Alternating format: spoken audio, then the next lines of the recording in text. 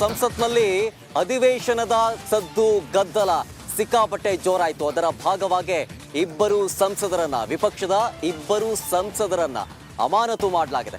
ಇಲ್ಲಿ ಸಂಸತ್ನ ಒಳಗಡೆ ನಡೆಸಿದಂತಹ ಈ ಒಂದು ಸ್ಮೋಕ್ ಬಾಂಬ್ ದಾಳಿ ಇದೆಯಲ್ಲ, ಇದು ಅಧಿವೇಶನವನ್ನ ಸದ್ದು ಗದ್ದಲದಲ್ಲೇ ಏರ್ಪಡಿಸಿತ್ತು.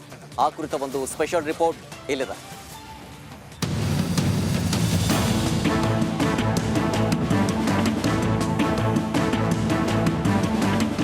ಸಸ್ಪೆಂಡ್ ಗದ್ದಲ ಎಬ್ಬಿಸಿದವರ ಸಸ್ಪೆಂಡ್. ಬರೋಬ್ಬರಿ 146 ಸದಸ್ಯರು ಸಸ್ಪೆಂಡ್ ಆಗಿ ಸಂಸತ್ ಅಧಿವೇಶನದಲ್ಲಿ ದಾಖಲೆಯಾಗಿದೆ.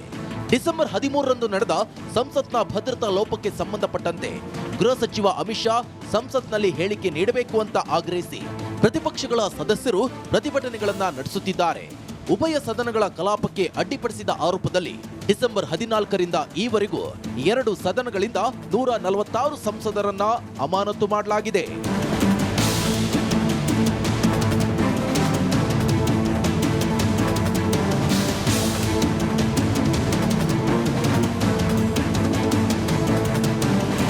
ಅಧಿವೇಶನದ ಕೊನೆಯ ದಿನವಾದ ಇಂದು ಪ್ರಶ್ನೋತ್ತರ ಅವಧಿ ಆರಂಭವಾದಾಗ ವಿಪಕ್ಷ ಸಂಸದರು ಘೋಷಣೆಗಳನ್ನ ಕೂಗಿದ್ರು.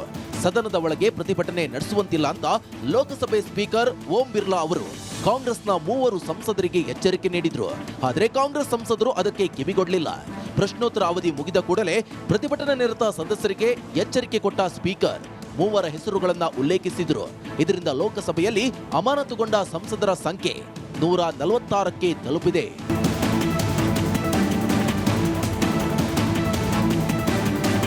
146 ಸಂಸದರು ಅಮಾನತುಗೊಂಡ ಬಳಿಕ ಇಡೀ ಸದನ ಖಾಲಿಯಾಗಿತ್ತು. ಅಧಿವೇಶನ ಆರಂಭ ಆದಾಗಲೇ ಗದ್ದಲ ಶುರುವಾಗಿತ್ತು.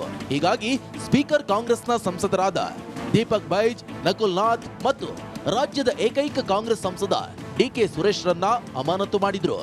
ಬಳಿಕ ವಿಪಕ್ಷ ಸದಸ್ಯರು ಸದನದ ಹೊರಗೆ ಪ್ರತಿಭಟನೆ ನಡೆಸಿದ್ರು. ಅಧಿವೇಶನದ ಕೊನೆಯ ದಿನ ಅಮಾನತು ಮೂಲಕವೇ ಅಂತ್ಯವಾಯಿತು.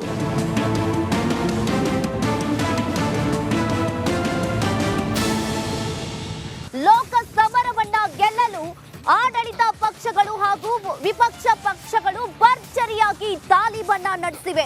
ಇನ್ನು ದೆಹಲಿಗೆ ಹಾರಿದ ಮಾಜಿ ಸಿಎಂ ಎಚ್.ಡಿ. ಕುಮಾರಸ್ವಾಮಿ ಅವರು ಪ್ರಧಾನಿ ಮೋದಿ ಅವರನ್ನ ಭೇಟಿಯಾದ್ರು. ಆದ್ರೆ ದೆಹಲಿಯಲ್ಲಿ ಒಂದು ನಿರಾಸೆ ಎದುರಾಗಿದೆ. ಅದೇನು ಅನ್ನೋದನ್ನ ನೋಡ್ಕೊಂಡು ಬರೋಣ ಬನ್ನಿ. ಲೋಕಸಮರಕ್ಕೆ ದಿನಗಣನೆ ಶುರುವಾಗ್ತಿದ್ದಂತೆ ಬಿಜೆಪಿ ಮೈಕೊಡವಿ ಗೆದ್ದು ನಿಂತಿದೆ.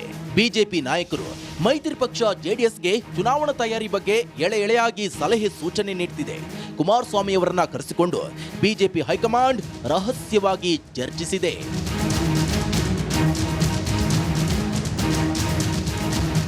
ಪ್ರಧಾನಿ ಭೇಟಿಯಾಗಿ ಹೊರಬಂದ ಕುಮಾರಸ್ವಾಮಿ ಸುದ್ದಿಗೋಷ್ಠಿ ನಡೆಸಿ ಮಾಹಿತಿ ನೀಡಿದ್ರು. ರಾಜ್ಯಕ್ಕೆ ಸಂಬಂಧಿಸಿದ ಹಲವಾರು ವಿಚಾರಗಳನ್ನ ಚರ್ಚಿಸಿದ್ದೇವೆ. ಆದರೆ ಸೀಟು ಹಂಚಿಕೆ ಬಗ್ಗೆ ಸದ್ಯದಲ್ಲೇ ತೀರ್ಮಾನಕ್ಕೆ ಬರ್ತೀವಿ. ಆದರೆ ಕಿಂಚಿತ್ತೂ ಗೊಂದಲವಿಲ್ಲ ಅಂತ ಸ್ಪಷ್ಟವಾಗಿ ಹೇಳಿದ್ರು. ಪ್ರಧಾನಮಂತ್ರಿಗಳು ಇವತ್ತು ಭೇಟಿ ಮಾಡಿರ್ತಕ್ಕಂಥದ್ದು ರಾಜ್ಯಕ್ಕೆ ಸಂಬಂಧಪಟ್ಟಂಥ ಹಲವಾರು ವಿಷಯಗಳನ್ನು ಚರ್ಚೆ ಮಾಡಿದ್ದೇವೆ. ಅದರಲ್ಲಿ ರಾಜಕೀಯದ ವಿಷಯಗಳು ಚರ್ಚೆ ಆಗಿದೆ. ಎಲ್ಲವನ್ನ ನಾನು ಹೇಳಲಿಕ್ಕಾಗೋದಿಲ್ಲ. ಆದರೆ ಎಲ್ಲ ರೀತಿಯ ಒಂದು ಸುಗಮವಾಗಿ ನಡೀತಕ್ಕಂಥದ್ರಲ್ಲಿ ಯಾವುದೇ ರೀತಿ ಸಮಸ್ಯೆಗಳಿಲ್ಲ. ಸೀಟು ಹಂಚಿಕೆ ವಿಷಯದಲ್ಲಿ ಸದ್ಯದಲ್ಲೇ ತೀರ್ಮಾನ ಮಾಡ್ತೀವಿ.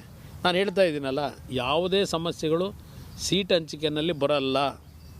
ಎರಡೂ ಪಕ್ಷದಲ್ಲಿ ಸಮನ್ವಯ ರೀತಿಯಲ್ಲೇ ಎರಡೂ ಪಕ್ಷಗಳು ಸಮಾಧಾನವಾಗ್ತಕ್ಕಂಥ ರೀತಿಯಲ್ಲಿ ಕಾರ್ಯಕರ್ತರು ಇವತ್ತು ಸೀಟ್ ಹೊಂದಾಣಿಕೆ ಆಗ್ತದೆ. ಯಾವ ಗೊಂದಲಕ್ಕೆ ಅವಕಾಶ ಕೊಡೋದಿಲ್ಲ. ಸಂಸತ್ನಲ್ಲಿ ಭದ್ರತಾ ವೈಫಲ್ಯಕ್ಕೆ ಸಂಬಂಧಿಸಿ ಪ್ರತಾಪ್ ಸಿಂಹ ವಿರುದ್ಧ ಆರೋಪ ಮಾಡಿದ ಕಾಂಗ್ರೆಸ್ ವಿರುದ್ಧ ವಾಗ್ದಾಳಿ ನಡೆಸಿದ್ರು. ಸಿಎಂ ಸಿದ್ದರಾಮಯ್ಯ ಹಾಗೂ ಎಐಸಿಸಿ ಅಧ್ಯಕ್ಷ ಮಲ್ಲಿಕಾರ್ಜುನ್ ಖರ್ಗೆಗೆ ಈ ಹಿಂದೆ ವಿಧಾನಸಭೆ ಕಲಾಪ ವೇಳೆ ಆಗಿದ್ದ ಭದ್ರತಾ ವೈಫಲ್ಯ ಬಗ್ಗೆ ಪ್ರಶ್ನೆ ಮಾಡಿದ್ರು.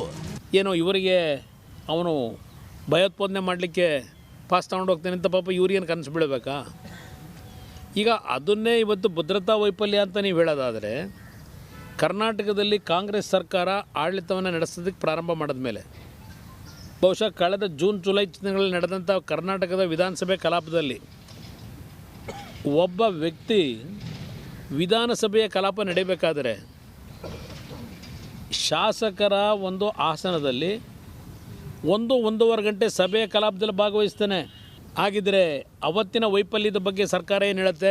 ಕಾಂಗ್ರೆಸ್ ಪಕ್ಷ ನಿಖಿಲ್ ಕುಮಾರಸ್ವಾಮಿ ಸಂಸತ್ ಚುನಾವಣೆಗೆ ಸ್ಪರ್ಧಿಸುವ ಬಗ್ಗೆಯೂ ಮಾಜಿ ಸಿಎಂ ರಿಯಾಕ್ಷನ್ ಕೊಟ್ಟಿದ್ದಾರೆ. ಆ ಬಗ್ಗೆ ಪ್ರಶ್ನೆಯೂ ಇಲ್ಲ, ಚಿಂತನೆಯೂ ನಡೆದಿಲ್ಲ ಎಂದರು. ಇಲ್ಲ, ನಿಖಿಲ್ ಕುಮಾರಸ್ವಾಮಿ ಅವರು 28 ಲೋಕಸಭಾ ಕ್ಷೇತ್ರದಲ್ಲಿ ಎರಡೂ ಪಕ್ಷಗಳ ಅಭ್ಯರ್ಥಿಗಳ ಪರವಾಗಿ ಚುನಾವಣೆಯಲ್ಲಿ ಪ್ರಚಾರದಲ್ಲಿ ಇರ್ತಾರೆ. ಅವ್ರ ಸ್ಪರ್ಧೆಯಲ್ಲಿ ಇರೋದಿಲ್ಲ ಅಂತಕ್ಕಂಥದ್ದು ಈಗಾಗಲೇ ಅವರೇ ನಿರ್ಣಯ ಮಾಡ್ಕೊಂಡಿದ್ದಾರೆ, ನನ್ನ ನಿರ್ಣಯ ಅಲ್ಲ. ಈ ಚುನಾವಣೆಯಲ್ಲಿ 28 ಕ್ಷೇತ್ರದಲ್ಲಿ ನಾನು ಪಕ್ಷದ